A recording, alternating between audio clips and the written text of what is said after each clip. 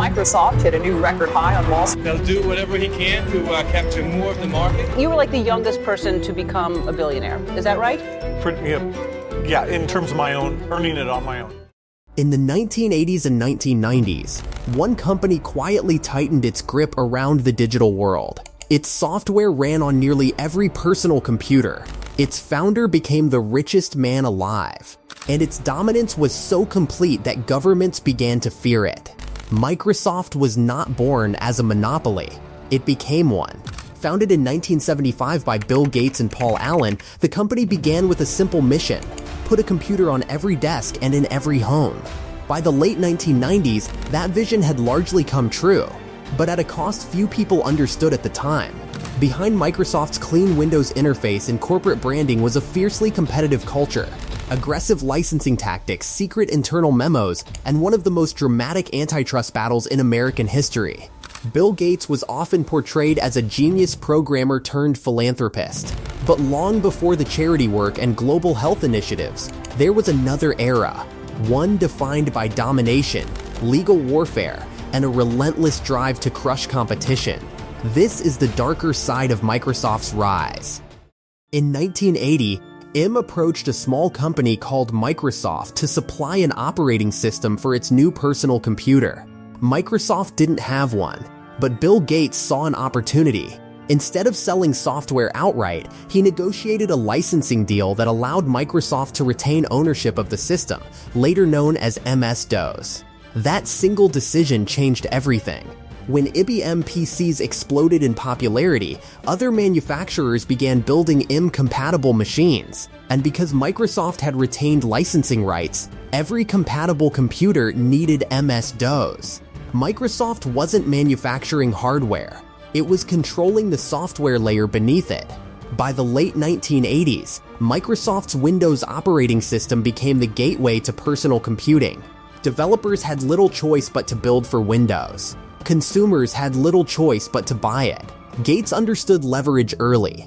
Control the platform, and you control the ecosystem. That strategy made Microsoft indispensable, but it also planted the seeds of monopoly power. In the mid-1990s, a new threat emerged: the internet. And at the center of it was Netscape Navigator, a web browser rapidly gaining popularity. Microsoft initially underestimated it. Then it panicked. Internal emails later revealed that executives saw Netscape as a platform risk, something that could reduce Windows dominance. Microsoft responded aggressively. It developed Internet Explorer and bundled it directly into Windows, making it nearly impossible for PC manufacturers to remove. The strategy worked. Netscape's market share collapsed, but regulators took notice. In 1998, the US Department of Justice filed an antitrust lawsuit accusing Microsoft of illegally maintaining monopoly power and crushing competition. Court proceedings revealed internal communication suggesting Microsoft deliberately used its operating system dominance to eliminate rivals. In 2000, a federal judge ruled that Microsoft had violated antitrust laws and initially ordered the company to be broken into two separate entities. The breakup was later overturned on appeal, and a settlement was reached in 2001. Microsoft survived, but its image was permanently altered.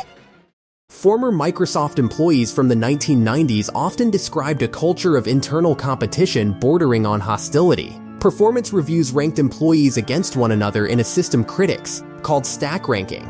Those at the bottom were pushed out. Teams competed fiercely for influence. Bill Gates himself was known for intense technical interrogations, publicly challenging employees' ideas in meetings. Some saw it as brilliance demanding excellence, others saw it as intimidation. Microsoft's corporate strategy mirrored this culture externally. When competitors threatened its dominance, from WordPerfect to Real Networks to Sun Microsystems, Microsoft often leveraged Windows integration to undermine them. Internal embrace, extend, extinguish tactics became part of tech folklore.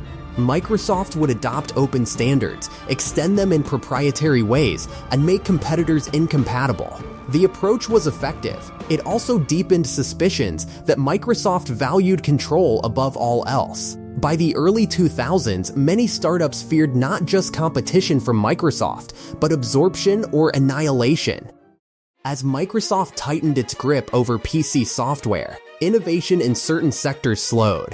Critics argued that developers hesitated to build competing platforms because Microsoft could simply integrate similar features into Windows and distribute them instantly to millions of users. The company denied anti-competitive intent, insisting that integration improved user experience.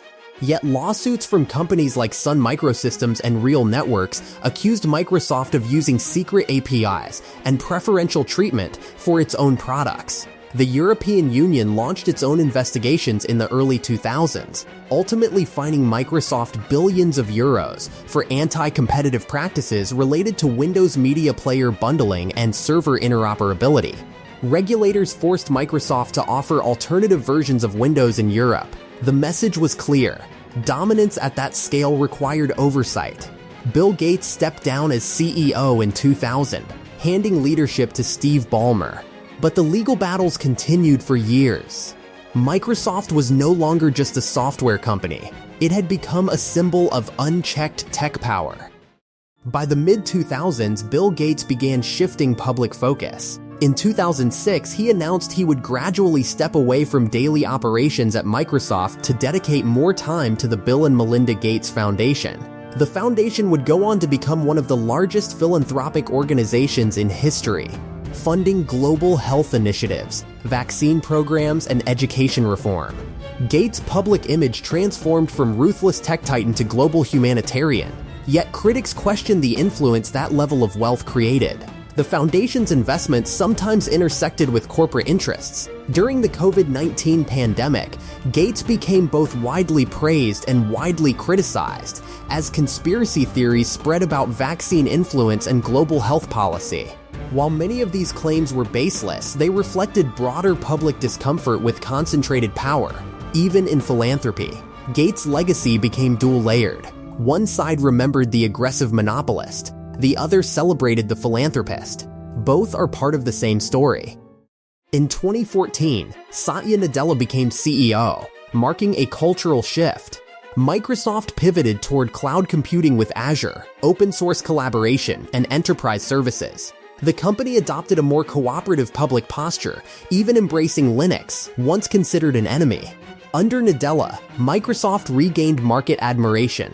It acquired LinkedIn, GitHub, and later Activision Blizzard in one of the largest tech deals in history. Yet questions about market concentration resurfaced.